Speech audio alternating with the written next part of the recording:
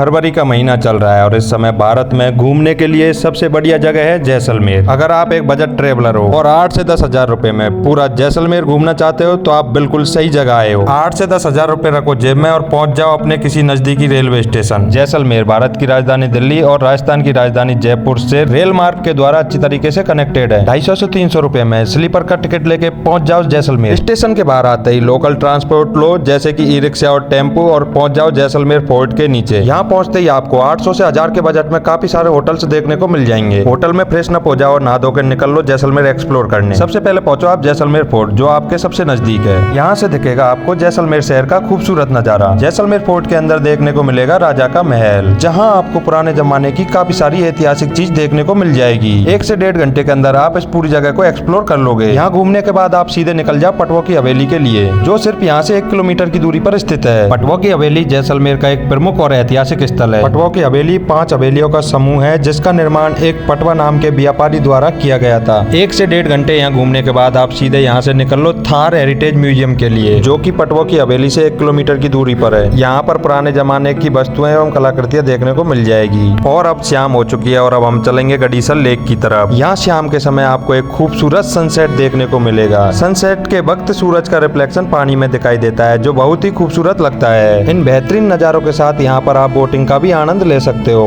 यहाँ घूमते हुए अब हमें शाम हो चुकी है और अब चलेंगे हम डिनर के लिए। 200 से 250 रुपए में यहाँ भरपेट खाना मिल जाएगा। अब निकल जाओ आप होटल के लिए क्योंकि सुबह और भी खूबसूरत जगह आपका इंतजार कर रही है। अब सुबह हो चुकी है और समय है अब आगे बढ़ने का। होटल चेकआउट करते ही आप सीधे निकल जाइए फोर्ट के आसपास स्थित बाइक रेंटल की दुकान पर। थोड़ा बार्गेनिंग करना पड़ेगा लेकिन 800 से 1000 रुपए में आपको यहाँ पे रेंट पे बाइक मिल जाएगी। वैसे 1200 से 1500 रुपए में टैक्सी अवेलेबल है लेकिन बेहतर चॉइस बाइक ही है। बाइक लेकर आप सीधे निकल जाइए सैम ड्यून्स की तरफ। सैम ड्यून्स यहाँ से पड़ता है 40 किलोमीटर के आसपास लेकिन पहली मंजिल हमारी सैम ड्यून्स नहीं है। इसी रास्ते में 20 से 25 किलोमीटर चलने के बाद हमें मिलेगा भारत के सबसे हॉन्टेड विलेजों में से एक कुलधरा। कुलधरा एक वीरान गांव है। इसका निर्माण 23वीं शताब्दी में पालीवाल ब्राह्मणों ने किया था। यहाँ के लोगों के अनुसार इस गांव का विनाश जैसलमेर के राजमंत्री सलीम सिंह के कारण हुआ था। 1.5 से 2 घंटे एक्सप्लोर करने के बाद अब हम अपना सफर जारी रखते हैं। 30 से 40 मिनट ड्राइव करने के बाद अब हम पहुंचने वाले सैम ड्यून्स। थार रेगिस्तान में स्थित यहाँ के रेत के टीले सबसे प्रसिद्ध है। उसी के साथ साथ यहाँ रेगिस्तान में आप ऊंट की सवारी और जीप की सफारी का आनंद भी ले सकते हो। इसी के साथ साथ आप रेगिस्तान में पैराग्लाइडिंग का भी आनंद ले सकते हो।